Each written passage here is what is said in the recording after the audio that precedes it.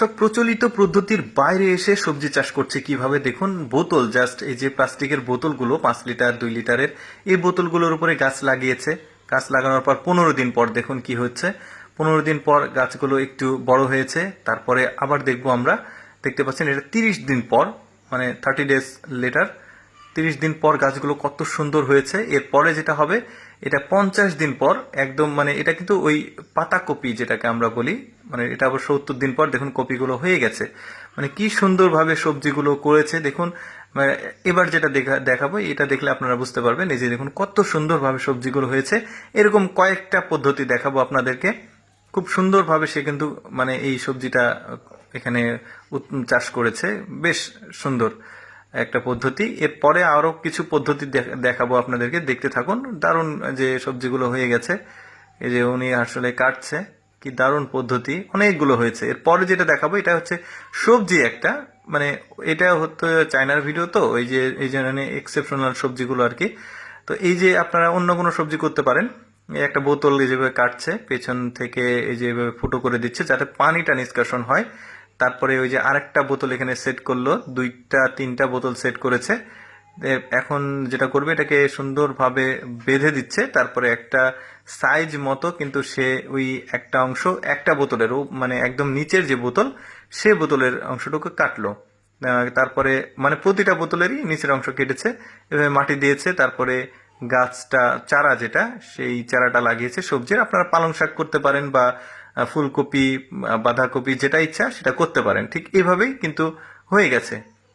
দেখতে পাচ্ছেন কত সুন্দরভাবে সবজিটা কিন্তু হয়ে গেছে, দেখতেও খুবই সতেজ। জাস্ট ওই যে একটু করে পানি দিতে হবে, দিলেই কিন্তু এই সবজিগুলো এভাবে সুন্দরভাবে হয়ে যাবে।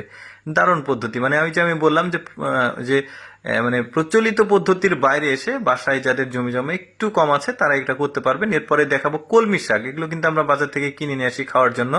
এই কলমি শাকগুলো কিন্তু আপনারা ওই যে পাতা ছিঁড়ে খাওয়ার পর ওই যে ডাটা যেটা থাকে, শক্ত ডাটা, এটা কিন্তু এই যে এইরকম, মানে ওই ঝুড়ি কিন্তু প্রায় সবার বাসায় থাকে, আরএফএল আছে, আর অন্যান্য প্লাস্টিকের যেটা আছে, এইভাবে মাটি দিয়ে এইখানে কিন্তু ওই যে ফুটো ফুটো যেগুলো আছে, এই ফুটোর ভিতরে এইভাবে ডালাগুলো ঢুকিয়ে দিবেন, মানে সবজির যে ইয়াগুলো, ডাটাগুলো। এই যে দেখতে পাচ্ছেন সবজি কিন্তু হয়ে গেছে। এটা কিন্তু 12 দিন পর এটা যেটা হয়েছে। তারপরে 35 দিন পর খুব সুন্দরভাবে সবজিগুলো হয়েছে, মানে এই শাকগুলো, কলমি শাক। এভাবে কিন্তু আপনারা বাসায় বেলকনিতে অনেকেই কিন্তু এটা করতে পারবেন। বেশ চমৎকার। এরপরে যেটা দেখাবো, টমেটো দেখাবো, যে টমেটো কিভাবে করেছে। দেখতে পাচ্ছেন এই যে প্লাস্টিকের যে 5 লিটারের বোতল আছে, এখানে এভাবে খুব সুন্দর হয়েছে। কিন্তু কিভাবে পুরো প্রসেসটা একটু দেখায় আপনাদেরকে, দেখতে থাকুন।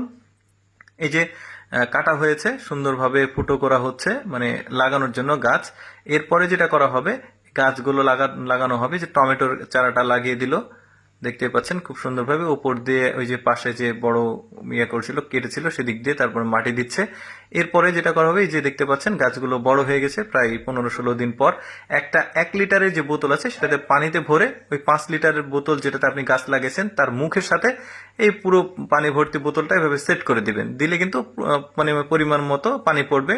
আর মুখিতে কিন্তু ওই যে মুখি যেটা থাকে, ছোট্ট একটা ফুটো করে দিবেন, তাহলে 1 ফোঁটা 2 ফোঁটা করে পানি পড়বে। এই যে দেখতে পাচ্ছেন মোটামুটি এই 20 দিন পরে খুব সুন্দর সবজি এসেছে।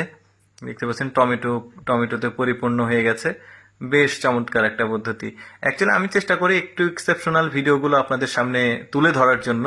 এই ভিডিওটি কেমন লাগলো অবশ্যই আপনার মন্তব্য জানাবেন, আর ভালো লাগলে অবশ্যই আমার পেজটি ফলো করবেন। এইরকম ভিডিও আসতে থাকবে। ধন্যবাদ।